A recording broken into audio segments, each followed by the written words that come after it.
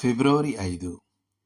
నీవు సమస్త క్రియలను చేయగలవనియు నీవు ఉద్దేశించినది ఏదియూ నిష్ఫలము కానేరదనియు నేనిప్పుడు తెలుసుకొంటిని. యోబు 42:2. దేవుని యొక్క ఏ ప్రణాళిక కూడా అడ్డగించబడదు. మనిషిలో దుష్టత్వం ఉండవచ్చు, కానీ దేవుడికి తన మార్గం ఉంది. మనిషికి చెప్పడానికి చాలా ఉండవచ్చు, కానీ దేవుడే చివరి మాట చెప్తాడు.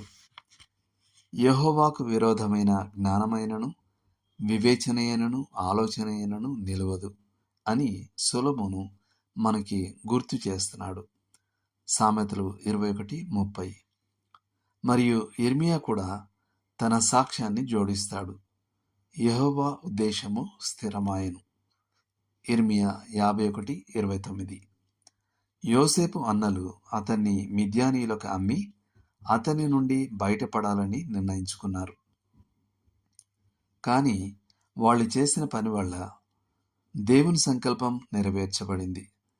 మిద్యానీయులు యోసేపును ఐగుప్తుకు తీసుకువెళ్లారు. అక్కడ అతను ప్రధానమంత్రి అవటం మాత్రమే కాదు, తన ప్రజలను రక్షించేవాడు అయ్యాడు. పుట్టుకతోనే గ్రుడ్డివాడు దృష్టి పొంది రక్షకుణ్ణి నమ్మినప్పుడు యూదులు సమాజ మందిరం నుండి అతన్ని బహిష్కరించారు. అది వారికి గొప్ప విజయమా? కాదు. యేసు అతన్ని ఏదోలా వారికి దూరంగా తీసుకువెళ్ళేవాడే. మంచి కాపరి తన సొంత గొర్రెలను పేరు పెట్టి పిలిచి వాటిని వెలుపలికి నడిపించును. యోహాను 10:3. కాబట్టి వాళ్ళు కేవలం యేసుక్రీస్తుకు ఆ శ్రమ తగ్గించారు, అంతే.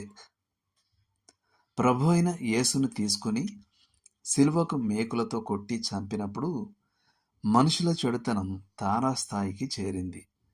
కానీ పేతురు ఆయన దేవుడు నిశ్చయించిన సంకల్పంను ఆయన భవిష్యత్ జ్ఞానము ద్వారా అప్పగించబడ్డాడని వారికి గుర్తు చేశాడు.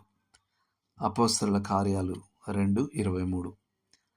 దేవుడు మనిషి చేసిన గొప్ప పాపాన్ని క్రీస్తుని ప్రభువుగా మరియు రక్షకునిగా లేపడం ద్వారా అధిగమించాడు. డొనాల్డ్ గ్రే బార్న్ హౌస్ ఒక ధనవంతుడైన భూస్వామి గురించిన కథ చెప్పాడు. అతని పొలంలో అందమైన చెట్లున్నాయి, కానీ అతనికి ఒక శత్రువు ఉన్నాడు. అతను, నేను అతని చెట్లలో ఒకదాన్ని నరికివేస్తాను, అది అతనికి బాధ కలిగిస్తుంది అనుకున్నాడు. ఆ రాత్రి చీకటిలో ఆ శత్రువు కంచె దాటి అతి అందమైన చెట్టు దగ్గరకు వెళ్ళి రంపం మరియు గొడ్డలతో పని మొదలుపెట్టాడు.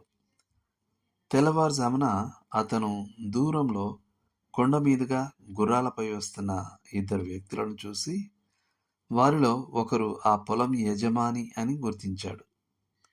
త్వరగా అతను చెక్కలను బయటికి తోసి చెట్టును పడేలా చేశాడు. కానీ ఆ చెట్టు యొక్క ఒక కొమ్మ అతని మీద పడి అతన్ని నేలకు అదిమేసింది. తీవ్రంగా గాయపడడంతో అతను చనిపోయాడు. చనిపోయే ముందు, నేను నీ అందమైన చెట్టు నరికేశాను అని అరిచాడు. పొలం యజమాని జాలితో అతనిని చూసి, నేను తీసుకొచ్చిన ఈ వ్యక్తి గృహాన్ని నిర్మించే శిల్పి. ఒక ఇల్లు కట్టాలని మేం ప్రణాళిక చేశాం. ఇంటి అవసరత కొరకు ఒక చెట్టును నరకాల్సిన అవసరం అయింది. నీవు రాత్రంతా ప్రయాసపడి నరికివేసిన చెట్టు అదే అని బదులు చెప్పాడు. దేవుడు మిమ్మును దీవించునుగాక. ఆమేన్.